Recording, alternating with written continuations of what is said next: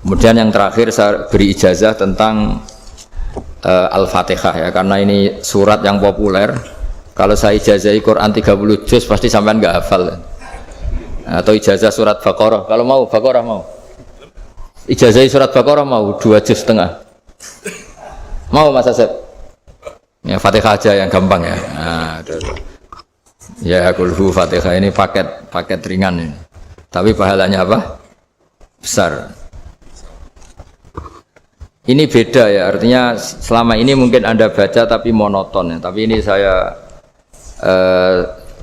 bacakan teks aslinya tentang istilahnya itu mazaya itu kelebihannya Fatihah. Saya baca Arabnya dulu, nanti ini terakhir ya, ijazah tadi kan saran-saran umum tentang sosial ya, pokoknya jadikan kebaikan itu punya nilai sosial yang baik lah. Jadi nanti orang yang nggak amanah nggak laku ya, calon bupati, gubernur, presiden yang nggak amanah juga nggak laku. Begitu juga kiai yang tidak amanah juga nggak laku, suami yang nggak amanah juga nggak laku, istri yang nggak amanah juga. Sehingga kebaikan ini jadi nilai sosial yang dalam tanda kutip sudah keniscayaan ya.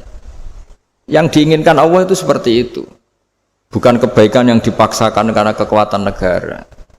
Maksudnya kalau bisa kebaikan itu tidak usah dipaksakan. Memang sudah satu kebutuhan. Tak cerita-cerita di negara maju itu, bahkan apapun jatuh itu nggak ada yang ngambil apa itu. Makanya gambarannya Mekah Medina kan gitu kan, barang jatuh nggak ada yang berani apa ngambil itu, saking sudah jadi sistem. Sehingga banyak negara di Eropa itu yang sampai nggak punya tentara, nggak punya polisi karena kebaikan sudah.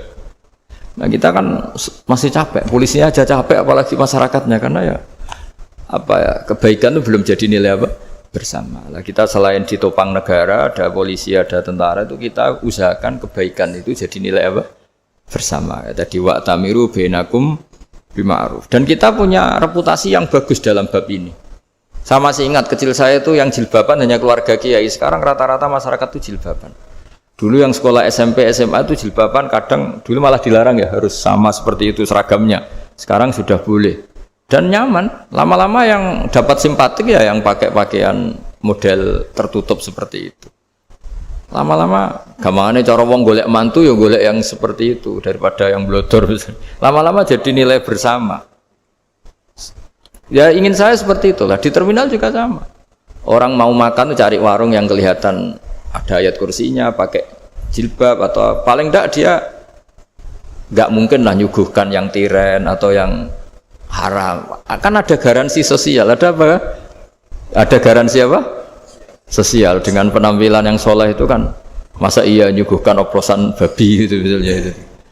Jadi nilai sosial itu harus benar-benar jadi nilai. Sehingga negara biar enggak capek-capek itu. Polisi juga gak capek kan, karena tugasnya corong Jawa mau ngawat-ngawati tok, tapi sudah tidak perlu tegang karena kebaikan sudah jadi nilai bersama. Ingat-ingat ya ayatnya tadi, wa'tamiru bainakum bima'ruf. Jadi kebaikan itu harus jadi nilai bersama. Iktimar itu menjadi urusan bersama. Makanya kalau kita rapat besar disebut apa? Muktamar. Muktamar itu urusan bersama. Ya tadi, imamnya sholat juga menopang Gojek karena enggak lama-lama nopang Grab, nopang Kernet, nopang penjaga Indomaret, penjaga bensin, pom bensin. Lah dia hanya punya waktu 5 menit terus imamnya baca Baqarah kan. Iya imamnya mursyid, mungkin dia tambah lama tambah dapat aplaus dari muhibbinnya, tapi makmumnya dia tambah lama tambah dapat penghormatan dari pecintanya, tapi kitanya wah khusyuk wali kan, dia dapat status naik lah. Kita yang sudah tidak ikut jadi wali diganggu apa pekerjaannya. Kalau ada imam seperti itu sampai mufaroqah saja, niat ya Allah sampai sini saja saya makmum orang itu, silakan orang itu punya urusan sendiri dengan jenengan ya sudah, atau salib saja apa. Nah, itu boleh kalau dalam fikih namanya apa? Mufaroqah. Mufaroqah itu niat, tapi kamu jangan langsung selonong mufaroqah, niat dulu pamit sama Allah bahwa sekarang mau mufaroqah. Tapi ya jadi sholat yang aneh kan, imamnya masih rukuk, kamu terus sujud, terus apa-apa selesai ya. Mungkin dalam pandangan itu orang lain ini maksudnya makmum gimana ini kok begini. Tapi sudahlah Allah Maha tahu. Insya Allah dimaklumi. Ya saya baca tentang Fatihah ya, karena sampean pasti sering baca Fatihah. Supaya apa? Sekaligus jadi jimat lah gitu. Jadi kalau kamu sering di jalan-jalan yang mungkin sepi atau mungkin kan tidak semua teman Grab itu nasibnya bagus yang di Semarang Jogja. Mungkin yang di Kalimantan di Papua kan ada yang 10 kilo gak ketemu rumah, ya kan? Ya lihat di TV-TV itu kan kasihan kan. Sudah 10 kilo gak ketemu rumah, penumpangnya kewekar preman tuh kan. Ini makan orang enggak kan gitu. Kan ujiannya dua. Kalau penumpangnya cantik itu ya kecoba syahwat, kalau preman takut. Jadi orang itu selalu ujian itu. Sing sedengan itu kan jarang orang itu. Jadi kalau penumpangnya perempuan cantik ujiannya itu syahwat, kalau preman ujiannya ketakutan. Kalau orang yang lemah bawa uang ujiannya kamu ingin garong. Jadi hidup itu memang semuanya ujian. Liyabluwakum ayyukum ahsanu amala. Makanya saya sering ditanya oleh teman-teman, Gus, nah ujiannya kenal wong wedok elek piye sama? Kenal wong ayu ujiannya syahwat, kenal wong elek ujiannya ngenyek, itu sama-sama dosa. Syahwat ya dosa, ngenyek juga dosa. Wah elek keriting untune metu ya dosa ngomong gitu. Kadang-kadang orang berpikir enak kancanan wong elek gak dosa. Kata siapa kancanan wong elek itu ya dosa karena bawaannya ngenyek. Ngenyek itu menyepelekan itu. Makanya saya itu ya nggak mau berteman sampean. Nanti kan bawaannya ngenyek atau seneng ya tidak tahu. Ya sudah ada takdir saja kalau ketemu ya tak ulang ngaji gitu. Tapi ini ngaji terakhir, setelah ini ngaji biasa aja, tidak usah resmi gini. Ngaji kok resmi aneh. Pokoknya nanti suatu saat kalau pandemi sudah berlalu saya akan ngaji Rebone. Ini ngaji. Ini ngaji yang kurang bagus karena ngatur kiai kurang berkah ini. Nanti tapi ya lumayan lah masih mau ngaji. Ngaji kok tanggal ini jam ini. Sekarang suatu saat kamu tak panggil, Mas Wahyu datang ke sini jam ini tidak mesti bisa. Mungkin pas ada acara apa, maaf ke sini pas ngecek pas apa. Gitu. Jadi ya sudah tapi tak maafkan enggak apa-apa. Takdir ya. Tak bacakan supaya sampean tahu keramatnya bismillah. Nah, sebelum saya bacakan bismillah Fatihah, tak beritahu tentang ilmu tafsirnya karena ini penting sekali. Fatihah itu dawuhnya Allah, tentu itu dawuhnya Allah. Saya ulang lagi, itu kalam Allah. Tapi yang sudah diberikan kesampaian ke kita semua. Sehingga seakan-akan itu menjadi dawuhnya kita ke Allah. Jangan salah loh ya. Fatihah itu dawuh Allah tapi sudah diberikan ke kita. Sehingga posisi kita itu yang punya itu. Nah, kenapa ini perlu dijelaskan? Karena nanti ada kalimat iyyaka na'budu wa iyyaka nasta'in. Kalau itu masih kalam Allah, berarti Allah ngomong ke kamu, ngendikan ke kamu, kepadamu aku menyembah. Masa Allah menyembah kamu? Nah, sehingga ilmu tafsir itu menyelesaikan itu dulu ya. Saya ulang lagi ya, sebelum sampean sering baca Fatihah, aku yakin ya sering baca. Tapi barokahnya tidak paham itu tidak pernah janggal. Enggak paham itu ya penting supaya tidak iskal, tidak janggal. Sebetulnya di kalimat itu ada yang janggal. Kalau Fatihah itu kalimatnya Allah atau kalam Allah, bagaimana dengan kata-kata iyyaka na'budu? Masa Allah ngendikan ke kita, kepadamu kami menyembah. Masa Allah menyembah kita? Maka penyelesaiannya secara ilmu tafsir gimana? Semua ulama mengatakan, bukan satu dua, semuanya mengatakan di Fatihah itu semuanya diberi kawalan kalimat. Saya ulang lagi ya, di Fatihah itu semuanya diberi awalan kalimat qulu, katakan wahai hambaku begini. Ya, katakan wahai hambaku begini. Nah, begini ini pelajaran dari Allah yang sudah diberikan ke kita. Terus kita mengatakan bismillahirrahmanirrahim, alhamdulillahirabbil, termasuk kita mengatakan iyyaka na'budu wa iyyaka nasta'in. Jangan bayangkan Allah ngendikan ke kita. Kalau Allah ngendikan kita berarti gini, hei wahyu ihdinas siratal mustaqim, tunjukkan saya jalan yang benar.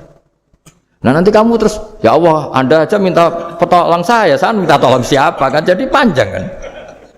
Ya saya ulang lagi ya, jadi itu di ulumul Quran diterangkan gimana sebelum baca Fatihah ya. Fatihah itu kalamullah, ngendikane Allah, tapi yang sudah diajarkan ke kita dan sudah milik kita, sehingga kalimat itu menjadi milik kita. Tapi ya kalamullah, tetap kalamullah, tapi sudah menjadi milik kita. Udah paham ya? Ya pinter nah.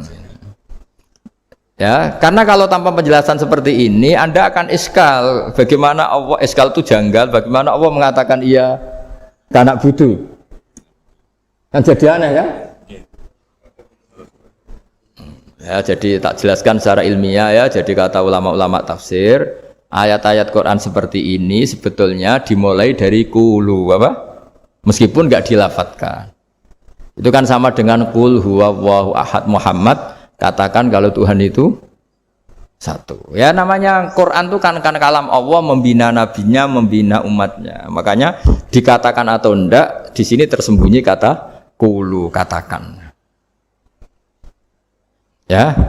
Jadi ya ibarat apa itu? Kamu ngajari anak kamu lah. Le, panggil jenengan bapak kulo.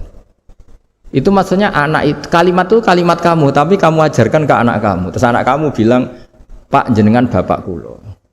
Nah, ketika kamu mengatakan jenengan itu bukan kamu mengatakan jenengan anakku, berarti anakmu itu bapakmu, kan lucu kan? Anak kamu ajari jenengan bapak kulo. Kamu engkau bapak saya. Terus anak kamu mengulang jenengan atau kamu bapak saya. Berarti itu kalimat yang kamu ajarkan, tapi sekarang sudah milik anak kamu. Kalau itu kalimat kamu kan lucu, masa anak kamu bilang bapak.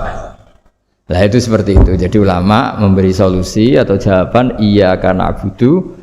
Ya itu sebelumnya ada kata-kata qulu, katakan wahai hambaku, hubungan kamu dengan saya adalah katakan iya karena abudu wa iya karena nasta'in. Terus hubungan kamu dengan saya katakan juga dalam doamu ihdinas siratal mustaqim. Jelas ya, jadi itu kalam Allah yang sudah milik kita karena diajarkan Allah untuk kita.